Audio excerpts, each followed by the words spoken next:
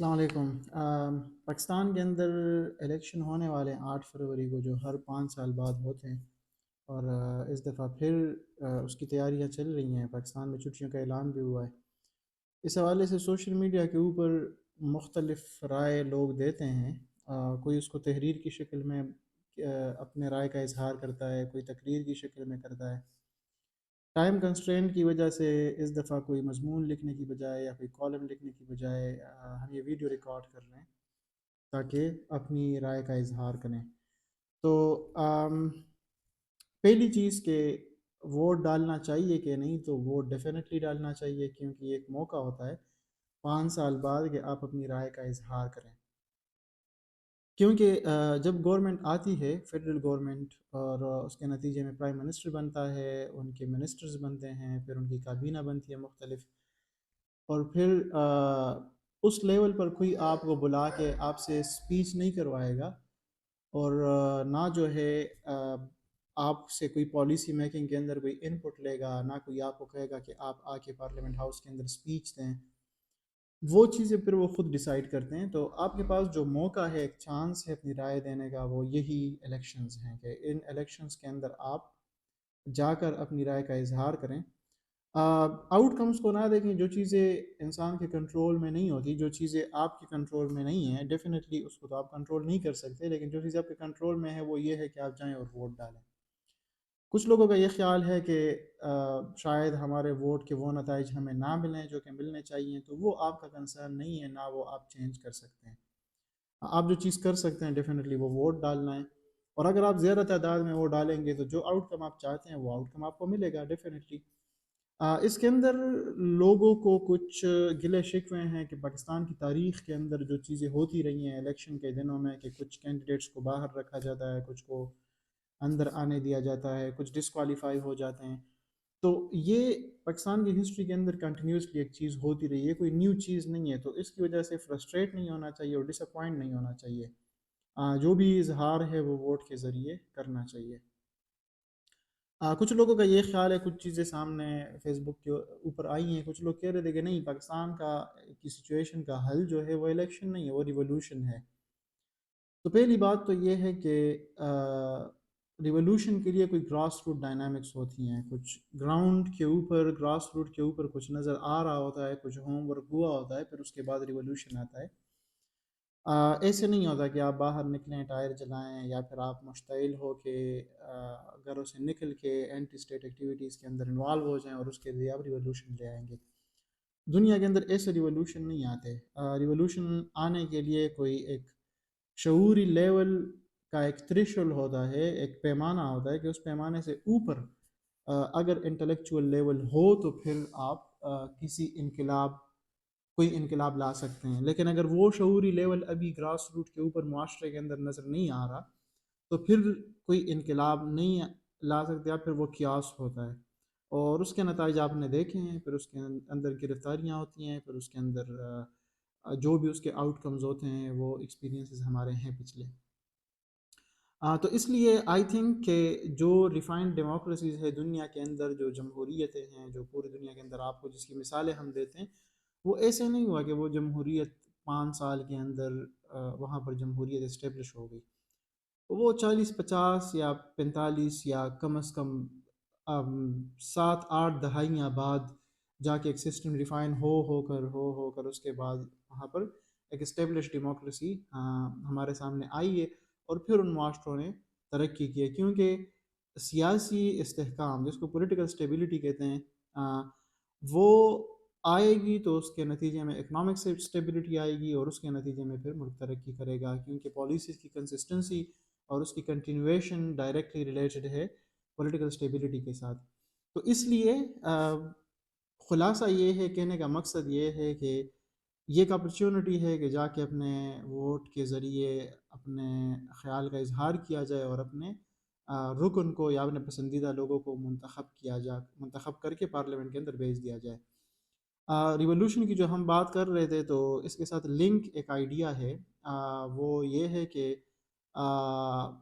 ایک جگہ، بلکہ یوال نوآ ہراری کی کتاب دی سیپینز بڑی مشہور کتاب ہے، اس کے کچھ کنٹینٹ کے ساتھ اختلاف کیا جا سکتا ہے، لیکن انہوں نے ایک بات لکھی تھی جو کہ بہت پریکٹیکل ہے اور جو ہمارے سامنے نظر بھی آتی ہے.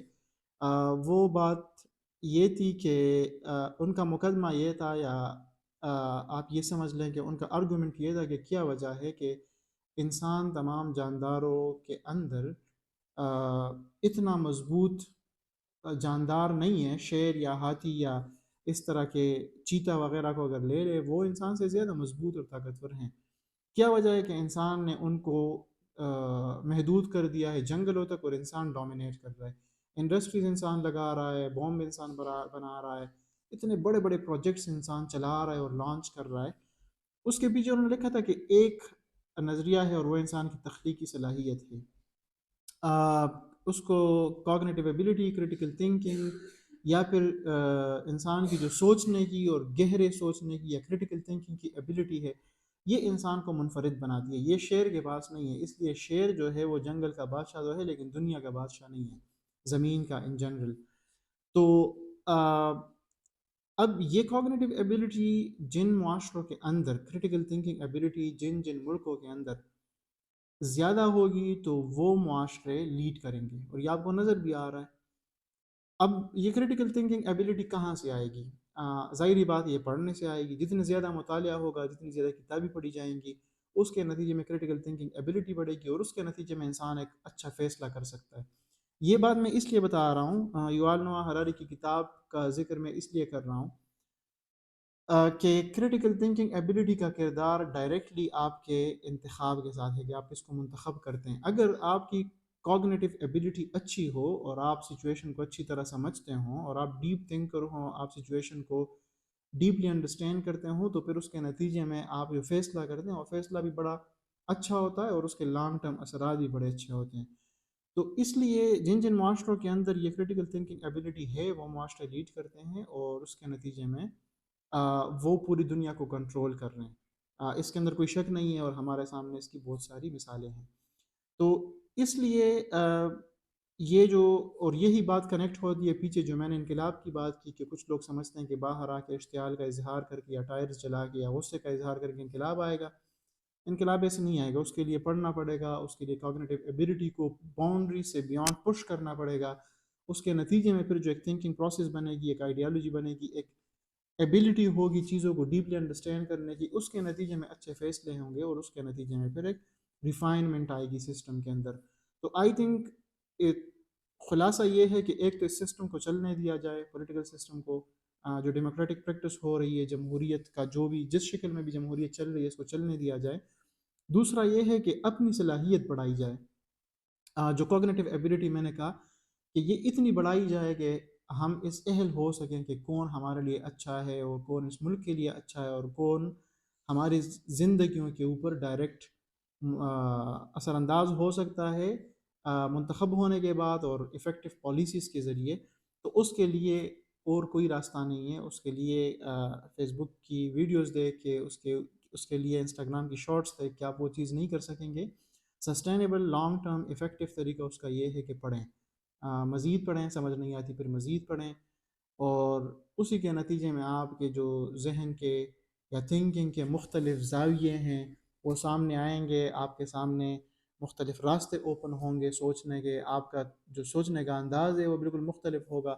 اس لیے آپ دیکھیں کہ آج کل جو سیاسی نعروں کے اندر جو کلیمز ہو رہی ہیں، جو دعوے ہو رہے ہیں، وہ دعوے اگر آپ ترقی یافتہ معاشروں کے اندر جائیں گے تو اگر یہ جو سپیچز ابھی پاکستان کے اندر ہو رہی ہیں سیاسی سرگرمیوں کے اندر، یہ اگر ترقی یافتہ معاشرے کے اندر ہوں گی، لوگ پہلے منٹ کے اندر، پہلے 30 سیکنڈ کے اندر اٹھ کے چلے جائیں گے.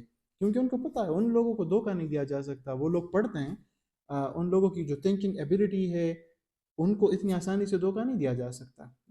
اس کے لیے بہت بڑا انٹلیکچوئل لیول اس بندے کا خود ہونا چاہیے جو سپیچ دے رہا ہے یا جو بھی سیاستدان ہے.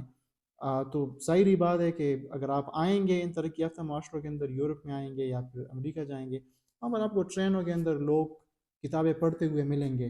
اور اس لیے ان لوگوں کو انڈرسٹینڈنگ بڑی اچھی ہوتی ہے، ان کا شعوری لیول اچھا ہے. اس لیے ان کو کسی سیاسی جلسے کے اندر دھوکہ دینا یا الفاظ کے گھماؤ پھراؤ کے ذریعے ان کو اس چیز پہ قائل کرنا کہ وہ کسی خاص سیاستدان کو ووٹ دے، بڑا مشکل کام ہے.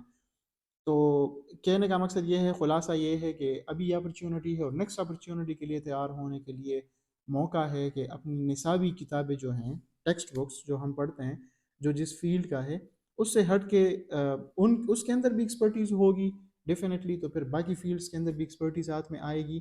تو ابھی سے یہ پروسیس اگر چلے گا، ہم مطالعے کی عادت ڈالیں گے، خود مطالعے کو اپنائیں گے، پھر نیکسٹ جنریشن کے اندر مطالعے کی عادت ڈالیں گے، تو یہ سسٹم ریفائن ہوتے ہوتے اگلی کچھ جنریشن یہ اس بات کی اہل ہو جائیں گی کہ وہ پھر سوال پوچھیں گے، پھر وہ پرفارمنس بیس پہ ووٹ دیں گے، اور پھر وہ ایک ٹیکنیکل طریقے سے ایک اسٹرانگ آئیڈیالوجی کے ذریعے، اسٹرانگ کوگنیٹو ایبلٹی کے ذریعے سے وہ اس نظام کو تبدیل کر پائیں گے.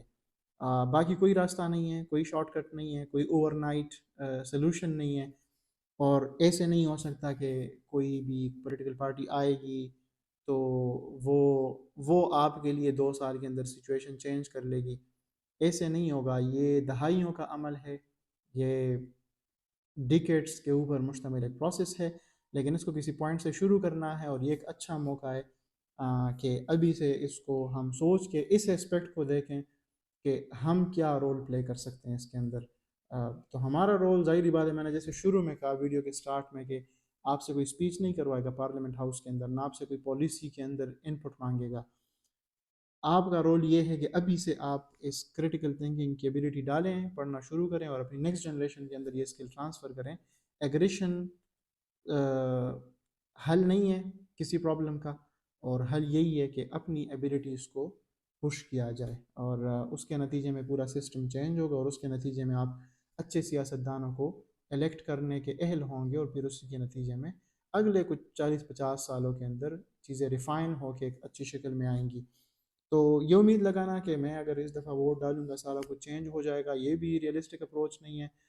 لیکن عملاً یا پریکٹیکل اپروچ یہ ہے کہ اس پروسیس کو ایٹ لیسٹ شروع کیا جائے، اپنی اہلیت کو اتنا بڑھایا جائے کہ ہم اچھے لوگوں کو منتخب کر سکیں. تو یہ جسٹ ایک ڈفرینٹ اپروچ ہے. یہ ٹپیکل جو پالیٹکس کے دوران جو باتیں، الیکشن کے دوران جو باتیں ہوتی ہیں، ان باتوں سے ہٹ کے ایک ڈفرینٹ پرسپیکٹو تھا، جو کہ مجھے لگا کہ جو ترقی یافتہ ممالک کے اندر لوگوں کا ہوتا ہے، تو اس کو شیئر کرنا مناسب سمجھا. اس کو تحریر کے اندر کور کرنا مشکل تھا، اس لیے اس ویڈیو میسج کے ذریعے اپنی رائے دینا کہ اس حوالے سے میرا کیا موقف ہے. تو وہ یہی ہے کہ یہ چیزیں لانگ ٹرم ہیں، اور اس کا پروسیس ابھی سٹارٹ کریں گے تو یہ کچھ ڈیکیڈز کے بعد ایک ریفائن شکل میں چیزیں آئیں گی.